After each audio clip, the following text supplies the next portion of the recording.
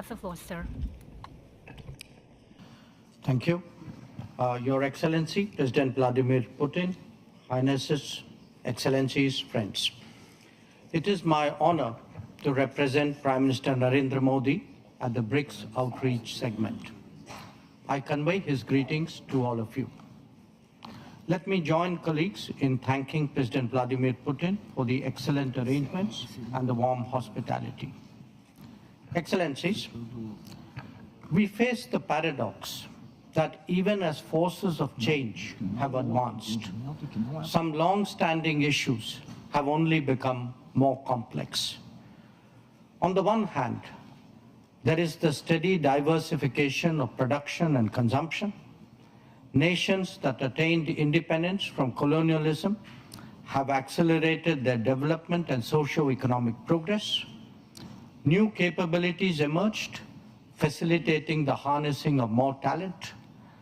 This economic, political, and cultural rebalancing has now reached a point where we can contemplate real multipolarity.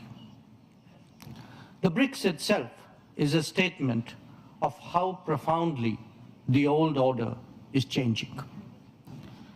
At the same time, many inequities of the past also continue.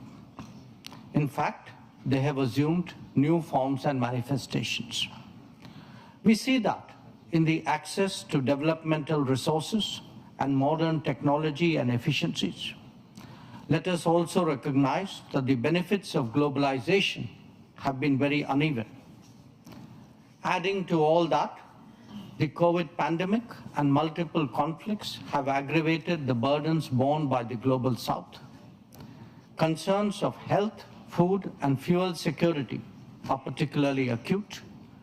The Summit of the Future underlined that the world is in real danger of falling significantly behind in realizing SDG targets. How do we reconcile this contradiction and ensure that the benefits of change reach those who are currently left behind? How do we create a more equitable global order? First, by strengthening and expanding platforms of an independent nature, and by widening the choices in different domains and minimizing undue reliance on those that can be leveraged.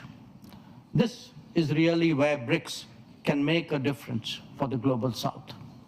Second, by reforming established institutions and mechanisms, especially the UN Security Council in the permanent and the non-permanent categories. So too, the multilateral development banks, whose working procedures are just as outdated as that of the UN. India initiated an effort during its G20 presidency, and we are glad to see that Brazil is taking it forward. Third, by democratizing the global economy through creating more production hubs.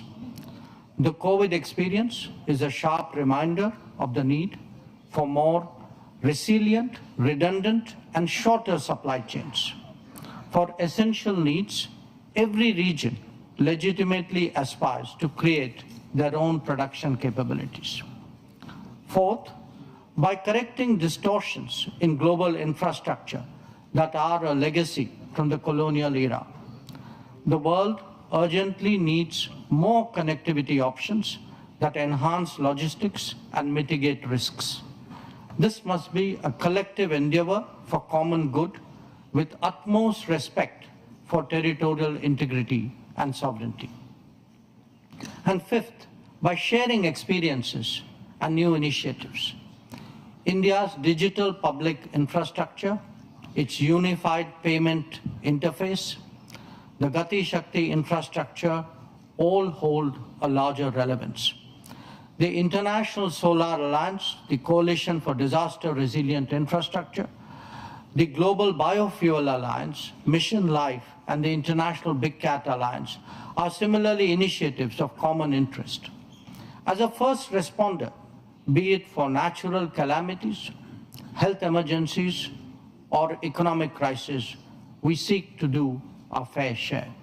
Excellencies, Addressing conflicts and tensions effectively is a particular need of the day. Prime Minister Modi has emphasized that this is not an era of war. Disputes and differences must be settled by dialogue and diplomacy. Agreements, once reached, must be scrupulously respected. International law should be adhered to without exception, and there should be zero tolerance for terrorism. Excellencies, the situation in the Middle East, West Asia for us, is an understandable concern.